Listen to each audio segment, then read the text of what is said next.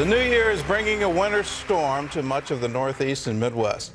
Extremely cold weather is spreading across more than 20 states, affecting over 100 million people. The storm has brought blinding snow, strong winds, and forecasters say some areas could wind up with several feet of snow. Caitlin Burke has the story. Nearly 2 feet of snow near Boston, more than 18 inches near Rochester, New York, and forecasters say it's not over yet as that massive winter storm lingers and cold temperatures remain across the Northeast. I think it's crazy. It came so fast. I think we got spoiled with all the warm weather that we've been having. Is that a real New England winter is this. The brutal weather's making travel a nightmare. 3 major highways in New York shut down overnight, and at airports across the country, another day of cancellations and delays. I have no idea when we get out of here. They just canceled and said we're supposed to fly this morning and then got canceled again. For millions of school children, the snow means an extended Christmas break. Schools across the region closed today. The storm is impacting 22 states and nearly 100 million people. It started Wednesday in the Midwest, where residents are still digging out. I just cleared the car off, and it was about 3.5, 4 inches on top of the car. This is kind of cleanup number 3. We did yesterday morning, then again yesterday evening, and then here we are again. Back in the Northeast, the snow and strong winds remain throughout the day. Residents warned to stay home until the worst is over. Caitlin Burke, CBN News. And given the temperatures out there, you ought to stay inside as well. It may seem like a winter wonderland outdoors, and it may seem like, okay, we've got a day off. But if you go out there very long, you can face some very freezing temperatures. Well, in other news, Obamacare was supposed to solve health insurance problems for ordinary Americans. Instead, it's creating new ones. John Jessup has that story from our news bureau in Washington. John? That's right, Gordon. The problems with the Obamacare websites could lead to many Americans not having health insurance. Due to the failed website launch and the last-minute crush to sign up before January 1st, thousands and possibly millions of enrollees aren't even sure if they have insurance. That's because applications haven't yet been processed, and insurance companies say they've received thousands of faulty applications from the government. Tens of thousands of potential Medicaid recipients in 36 states are also in limbo. The federal website that was supposed to send their application to the states failed to do so. The White House says 2 million Americans have now signed up under the new health care law, but that's way short of the goal of more than 3 million. Well, Colorado kicked off the new year by allowing legalized recreational marijuana, and now some in California are pushing to do the same. A recent poll by the ACLU shows 65% of Californians support legalizing pot, and California Lieutenant Governor Gavin Newsom is trying to launch a ballot measure to allow marijuana. Opponents say it's a bad idea for California's youth and for public safety. Any longer that marijuana is a gateway drug of the hundreds of people who die every day of overdose on other drugs. Virtually every one of them started with marijuana. This is a serious concern for our future. A productive, healthy society requires sober citizens. We have enough problems with people that are drunk driving behind the wheel.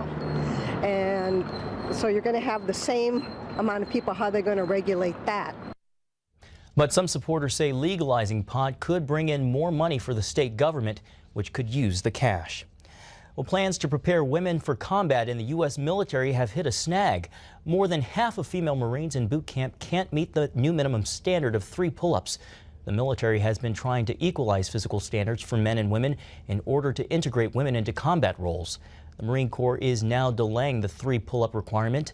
Elaine Donnelly, president of the Center for Military Readiness, said the decision to suspend the scheduled pull-up requirement is a clear indication that plans to move women into direct ground combat fighting teams will not work.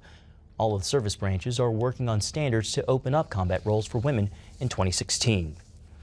Secretary of State John Kerry launched a second day of talks with Israelis and Palestinians as he ramps up his attempt at a peace deal, including a new Palestinian state. Speaking from Israel, Kerry said talks are entering a difficult phase aimed at creating the Palestinian state alongside Israel. And he said it's time to start making some tough decisions. Kerry and Israeli Prime Minister Benjamin Netanyahu talked about the tough path ahead.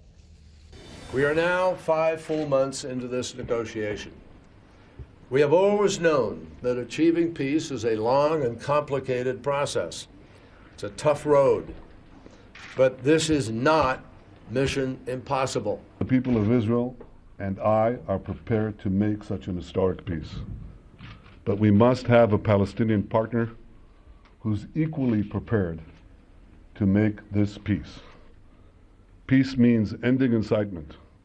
It means fighting terrorism and condemning terrorism. It means recognizing Israel as the nation state of the Jewish people. But Netanyahu says recent actions and words from Palestinian leaders make Israelis doubt the Palestinians' commitment to peace. Well, your private messages on Facebook may not be quite so private after all. A new lawsuit claims Facebook is intercepting those private messages and then making money by using that information for advertisements. Facebook denies the charges and says it will defend itself. The lawsuit asks Facebook to stop scanning info from private messages. And Gordon, I understand that complaint is also asking for up to $10,000 per user in damages. Well, John, I think it's probably not going to go anywhere. The allegations so far aren't supported by the facts. Here's what the allegation is, that they're actually reading your messages on Facebook and then using the words to somehow market to you. And it's all based on finding a hacker put some links to likes in emails and tested the system and then found that those likes then showed up in the push ads that Facebook was giving to him. So far, I don't see any evidence they're actually reading the messages, so I doubt this lawsuit's going anywhere. But it does underline we're living in a world where literally there's no privacy, that every communication, everything we do online or on a smartphone is being tracked, and marketers have the information, and apparently the government's in on the action too. Some 40,000 new laws are going into effect this new year, from limiting drones in Illinois to tighter gun control in Connecticut and California. And the federal government is banning the production of incandescent light bulbs to promote energy-efficient alternatives. Operation Blessing is helping mothers in Kenya rescue their children from starvation. Only a few short years ago, this mother could only afford one meal of porridge a day for her family. But an Operation Blessing livelihood project turned things around for her. Now she and other women from her village make traditional beaded jewelry to sell. Today, thanks to that income, she can afford food and is able to send her children to school. Operation Blessing also started a community farm in the village where families can grow nutritious food year-round. And you can find out more about Operation Blessing by going to ob.org.